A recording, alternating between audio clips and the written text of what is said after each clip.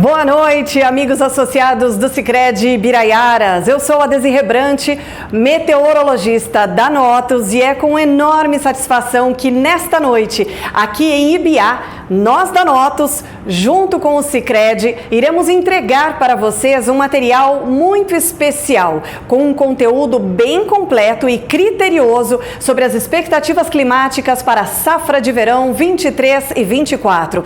Espero que todas essas informações possam ajudá-los nas melhores tomadas de decisões. Confiram! Acompanhem agora a previsão climática para a safra 23-24, em especial para Ibiá, em Minas Gerais. Tudo isso através dos nossos mapas e também do gráfico com a previsão para os próximos 180 dias de forma mais detalhada em relação à chuva e à temperatura. Mas antes de tudo isso, é preciso observarmos como estão as condições atuais, principalmente no que diz respeito à umidade presente no solo. O mês de junho fechando agora com a chuva acima da média nas áreas mais ao sul do Brasil, principalmente entre o sul do país, São Paulo e Mato Grosso do Sul, e isso por causa especialmente daquela chuva que aconteceu em meados do mês de junho. Agora no Triângulo Mineiro a chuva fica ligeiramente abaixo da média, mas nada muito significativo. A umidade do solo tem bons índices na região sul do Brasil. Agora entre o norte de São Paulo e o Triângulo Mineiro, a umidade do solo está bastante baixa, de acordo com o nosso mapa aqui de índices de água presente no solo. Do lado direito a gente tem a tendência, e a tendência, a previsão é de tempo seco, e por isso a umidade do solo deve diminuir. Mas antes de falarmos da previsão, não podemos deixar de falar dele, o nosso protagonista da safra de verão, o El Niño, que de acordo com o NOAA já está vigente, e de acordo com o nosso mapa de anomalia da temperatura da superfície do mar, aqui do nosso lado esquerdo da tela, nós temos de maneira muito clara essa anomalia positiva, ou seja, o Pacífico mais quente na porção equatorial. A anomalia chega a 1 grau positivo na porção mais central desse Pacífico equatorial e até 2,9 graus positivos nas áreas mais próximas à América do Sul. Aqui do lado direito a gente tem uma espécie de aquário onde a gente consegue observar as águas mais profundas e identificar algumas áreas de água mais quente que devem emergir nas próximas semanas e manter o aquecimento em superfície. Ainda de acordo com o NOAA, a probabilidade é algo em torno de 90% de manutenção desse El Niño nos próximos meses. Inverno, primavera e verão, ou seja, a safra de verão vai ter El Niño sim. E de acordo ainda com o NOAA, a expectativa é de um El Niño de fraca a moderada intensidade. A probabilidade para um El Niño mais forte, por enquanto, é menor. Bom, agora vamos ao que interessa, que é a previsão de chuva, começando pelas próximas semanas.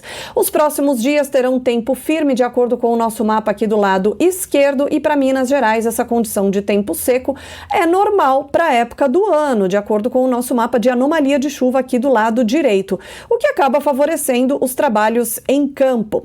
Do período do dia 7 até o dia 13 de julho, a chuva já fica mais encorpada na região sul do Brasil, sobretudo no Rio Grande do Sul, mas ainda praticamente sem chuva no Triângulo Mineiro, o que de acordo com o nosso mapa de anomalia também é comum para este período. De 14 a 20 de julho, a mesma distribuição na chuva. Chuva para o extremo norte do país, costa do Nordeste, sul do Brasil e tempo firme na porção central do país, incluindo o Triângulo Mineiro, onde também é normal para essa época do ano.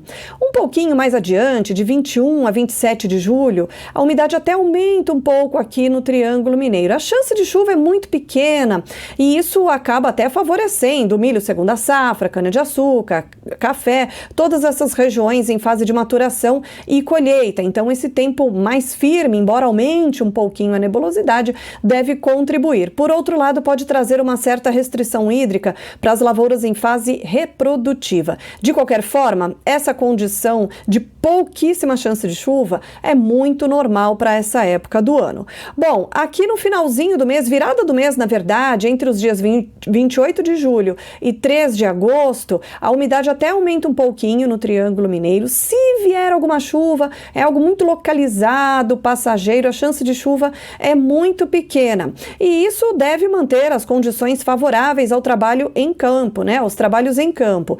Talvez um pouquinho mais de umidade eventualmente possa trazer alguma dificuldade momentânea para algumas áreas em fase de maturação e colheita. De qualquer forma, também está dentro do que é normal para a época do ano. Bom, agora vamos à chuva dos próximos meses, começando com o resumo de julho, onde a chuva sem dúvida vai ser mais forte no sul do Brasil. Tem alguma variação de umidade aqui para o Triângulo Mineiro, mas a chance de chuva é muito pequena e é normal para a época do ano, ou seja, julho vai ser normal para o Triângulo.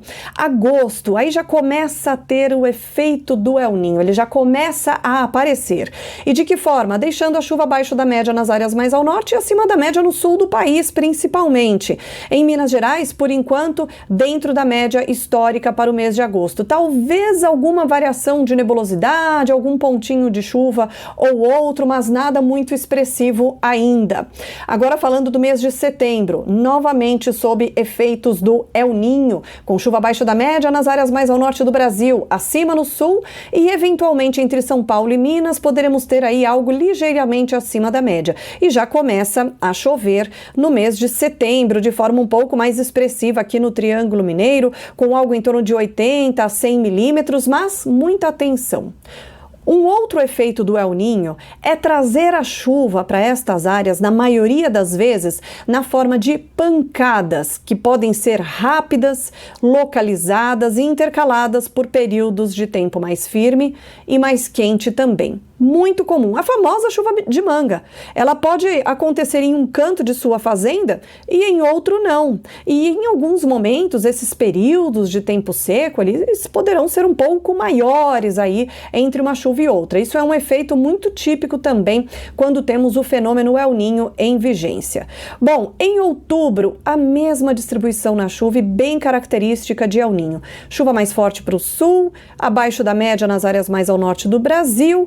Em Minas, o sul de Minas e o Triângulo podem ter essa chuva ligeiramente acima da média e o volume previsto, de acordo com o nosso mapa aqui do lado esquerdo, pode ultrapassar 100, 150 milímetros, inclusive em alguns pontos do Triângulo. Mas, como eu disse, na maioria das vezes é uma chuva localizada e com curta duração. Merece atenção a previsão semanalmente ao longo da primavera e verão para o Triângulo Mineiro.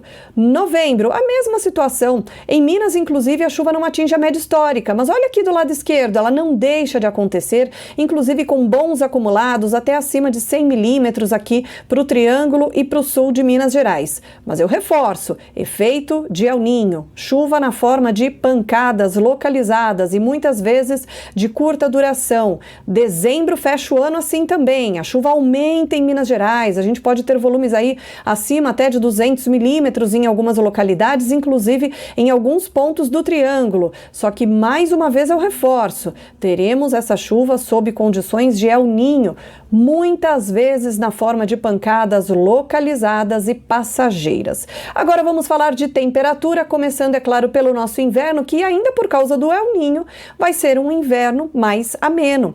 Teremos algumas ondas de frio? Sim, mas elas nem chegam perto aqui de Minas Gerais. O risco é de geada para o sul do Brasil, especialmente Rio Grande do Sul, e mesmo assim, geada fraca e de curta duração. Além disso, a partir de meados do mês de agosto, já começa a diminuir esse risco de geada.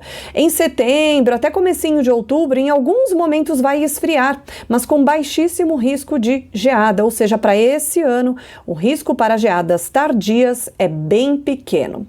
A tendência de chuva e de temperatura para Ibiá, agora através do nosso gráfico para os próximos 180 dias.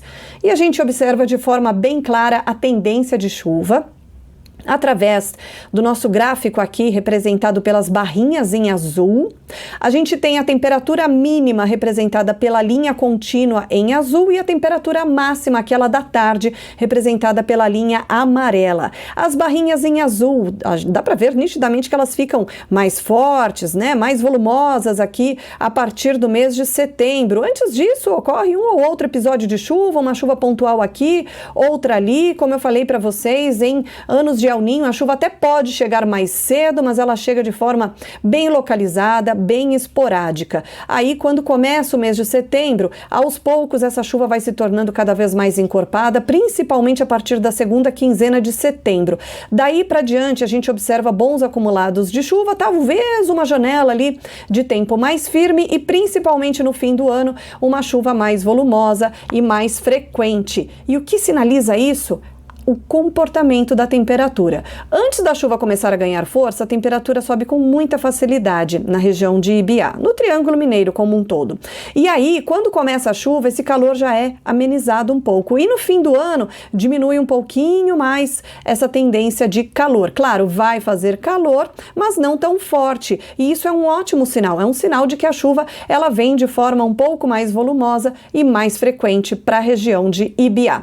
Agora, para fechar a nossa história, primeiro falando da chuva, a safra deve ter o seu início sob uma condição mais úmida, já que a expectativa, como mostram os modelos de previsão, é de um inverno não tão seco. A chuva chega até antes, mas como eu falei, reforço, na forma de pancadas. No entanto, é em setembro que se espera a consolidação da famosa e tão esperada chuva agrícola para a região de Ibiá. 2024 ainda começa com bons volumes de chuva, só que mais uma vez eu reforço, a chuva poderá ser mais espaçada e com risco até de terminar precocemente, hein? Atenção, a chuva ela pode adiantar, mas ela também pode ir embora mais cedo na próxima safra de verão, o que é muito comum acontecer em anos de El Niño. Agora, sobre a temperatura, o inverno vai ser bem mais ameno, as ondas de frio mais espaçadas, o alcance dessas ondas de frio, na maioria das vezes, não deverá ser muito amplo e raramente, dificilmente vão alcançar o estado de Minas Gerais. Além disso, devido à atuação do El Niño, é esperado um inverno mais curto, ou seja, com baixo risco para geadas tardias. E o verão certamente vai ser mais quente, principalmente em relação ao ano passado, e até com eventualmente risco para ondas de calor.